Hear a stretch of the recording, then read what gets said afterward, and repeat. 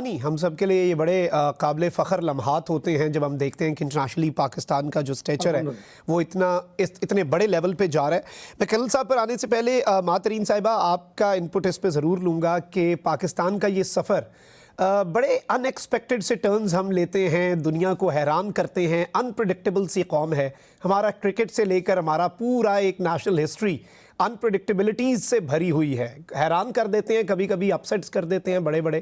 کیسے دیکھتی ہیں 79 سال کے سفر کو آپ؟ بسم اللہ الرحمن الرحیم۔ انڈیڈ یہ جو 8 دہائیوں پہ محیط ایک سفر ہے، اٹس اے لانگ جرنی، لیکن آج آپ دیکھیں کہ جس مقام پہ پاکستان کھڑا ہے وہاں indeed 250 million Pakistanis are standing right with the valor of the wheel۔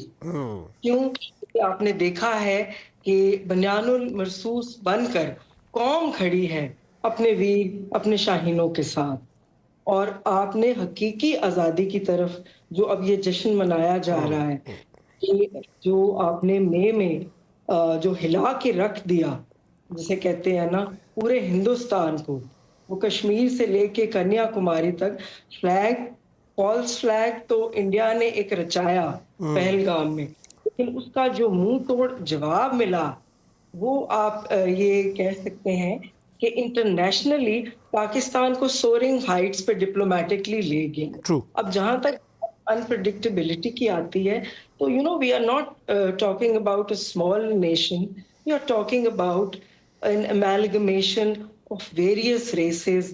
ہم لوگ ایک جو ہے یہ 25 کروڑ کی آبادی، اس میں دیر از اے ویرائٹی آف پیپل، اور سب سے امپورٹنٹ چیز جس کو دنیا مان گئی ہے آج، that is our young bulge, جو ہمارا یوتھ کا بلج ہے۔ وہ دیکھیں 65% آپ کی پاپولیشن جو ہے دیٹ از ینگ۔ اب اس یوتھ کو چینلائز کرنا ہے، جو بات آپ کر رہے ہیں انپریڈکٹیبلٹی کی، اس کو چینلائز اس طرح سے کرنا ہے کہ نہ کہ ہم نے روز اس کو ایک جھٹکا دینا ہے پیٹرول کی مہنگائی کی شکل میں، کہ ڈیلی بیسس پہ آپ، ہمیں کنسسٹنسی آف پالیسیز کی ضرورت ہے، ہمیں انسٹیٹیوشن بلڈنگ کی ضرورت ہے۔ ایک آدمی تو آ گیا ہے at the helm of affairs, لیکن وہ کہاں کہاں مینج کرے، be it diplomatic front, be it military front, there's only one man that has done the wonders۔ اب اونس کس پہ لائے کرتا ہے؟ قوم تو کھڑی ہے بنیان المرصوص بن کے اپنی لیڈرشپ کے پیچھے، اونس لائے کرتا ہے پولیٹیکل حکومت پہ۔ دیکھیں آج منسٹری آف فائنانس کا ڈیٹا آیا ہے، غضب خدا کا بندہ پوچھے کہ آپ نے 1 ٹریلین سے زیادہ کا خرچہ کر دیا ہے سویلین حکومت کو چلانے کے لیے۔ یہ کہاں کی انسانیت ہے؟ یہ کہاں کا انصاف ہے؟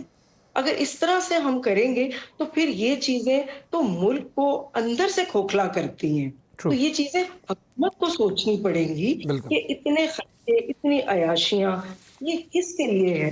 اگر آپ ڈیولپمنٹ کی طرف لے کے جائیں اس بجٹ کو تو لوگوں کو روزگار ملے گا، غریب کا بال بے روزگار بلکے گا نہیں، اور وہی جو یوتھ بلج ہے وہ دنیا میں جا کے چھا رہے ہیں سے، ان ملکوں کی اکانومیز کو ترقی دے رہے ہیں۔ تو ہم کیوں نہیں کر پاتے؟ آج ہم بنیان المرصوص بن کر کھڑے ہیں اور اب مارکہ حق کو سیلیبریٹ کر رہے ہیں، تو کیوں نہ ہم اسی طرح جو ہماری ڈپلومیٹک فرنٹس پہ ہماری اچیومنٹس ہیں انٹرنلی بھی جھانکیں، اور ہماری گورنمنٹ چاہیے کہ ہم اس طرح کی پالیسیز لے کے آئیں کہ ڈیولپمنٹ ہوتی ہوئی نظر آئے۔ ہم نے 60s میں سنا تھا کہ جی Ayub Khan trickle down policies لے کے آئیں گے اور ٹرکل ڈاؤن ہوگا، تو دیکھا نا گرین ریولوشن آئی تھی۔ بالکل۔ تو پھر ٹوڈے اگر نظام کو ریسیٹ کرنے کی بات کی جا رہی ہے تو پھر نظام کی کوئی پالیسیز ہیں تو بات کی جا رہی ہے نا، تو why not go for it? Article 48 clearly کہتا ہے ہولڈ اے ریفرینڈم، اینڈ لوگوں کو پوچھا جائے۔ اور اس میں ماں صاحبہ the system itself اور how we run the system، یہ بھی بڑا